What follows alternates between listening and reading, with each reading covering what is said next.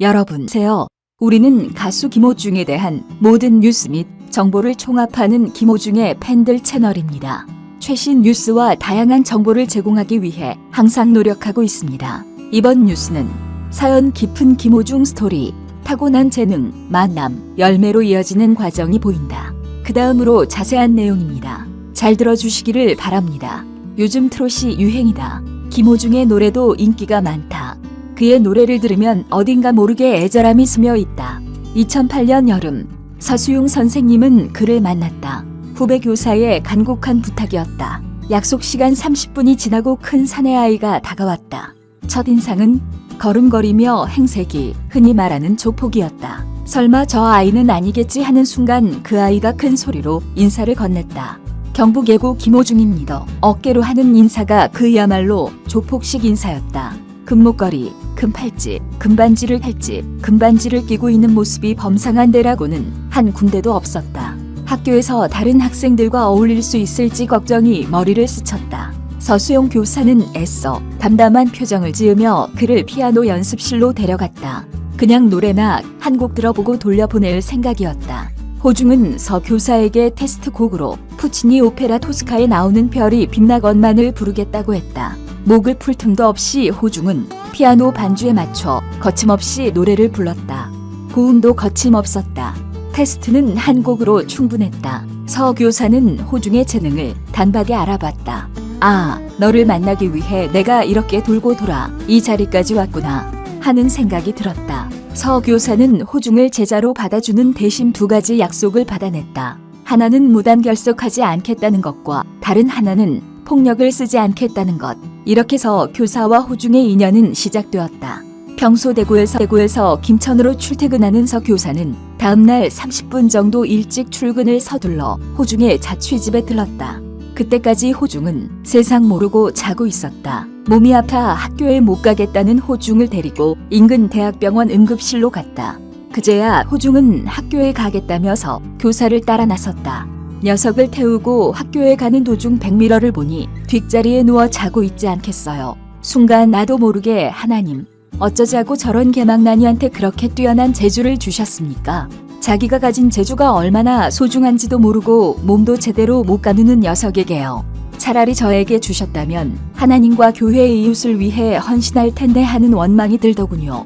천재 모차르트를 향한 모범생 살리에리의 질투심 같은 심정이랄까요.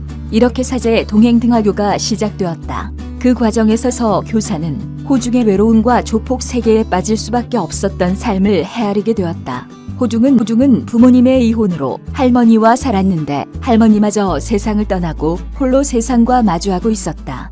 우연히 루치아노 파바로티의 내순 도르마를 듣고 성악을 배우고 싶었지만 돈이 없어 레슨은 꿈도 못 꾸다가 중학교 3학년 때 교회에서 무료 지도를 받은 지 불과 5개월 만에 경북예고에 합격했다.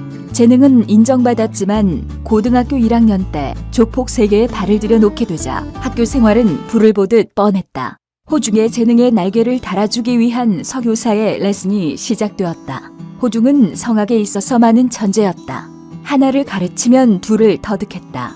전학 후 50여일 지나 열린 TBC 음악 콩쿠르 성악 부분에 출전해 담당이 우승을 했다. 이어서 서울 세종음악 콩쿠르 고등부 남자 성악 부분에서도 우승했다. 그런데 그해 11월 열린 콩쿠르에서 예선 탈락하자 호중은 자취를 감추었다. 10여일 뒤 나타난 호중은 서 교사에게 다른 학교로 전학을 가겠다며 그 이유를 말했다. 제 잘못이 너무 커 옛날처럼 아버지와 아들 같은 사제관계로 돌아갈 수 없을 것 같아 제가 스스로 선생님을 떠나겠습니다. 서 교사는 고개를 숙이고 울먹이는 호중을 가슴에 품었다. 내가 너를 용서하지 못할 권리가 없다. 새로 시작하자. 두 사람은 부둥켜 안고 한참을 울었다. 그날 이후 호중의 태도는 180도 달라졌다. 사실 변한 것은 호중만이 아니었다. 호중이 서 교사를 만나 인생이 변했던 것처럼 서 교사도 호중을 만나 교육 철학이 변했다. 호중에게 서 교사는 스승이자 아버지였고 서 교사에게 호중 역시 교사로서 사명을 일깨워준 선물 같은 제자였다. 그해 겨울 서 교사는 호중에게 푸치니 오페라 투란도트에 나오는 공주는 잠 못 이루고 악보를 건넸다. 이 곡은 테너의 최고 난곡 중 하나였다. 놀랍게도 호중은 석 달 만에 완숙한 표현으로 노래를 소화해냈다. 다음 해 5월 학교 정기 연주회에서 호중은 이 곡을 불렀다. 서 교사는 호중의 연주 장면, 동영상을 인터넷에 올렸고 당시 TV 인기 예능 프로그램이었던 스타킹에서 연락이 와 방송에 출연해 전국적인 스타가 되었다. 방송 출연을 계기로 독일 유학의 기회도 얻을 수 있었다. 서 교사와 호중의 이야기는 영화 파파로티로 만들어져 상영되기도 했다.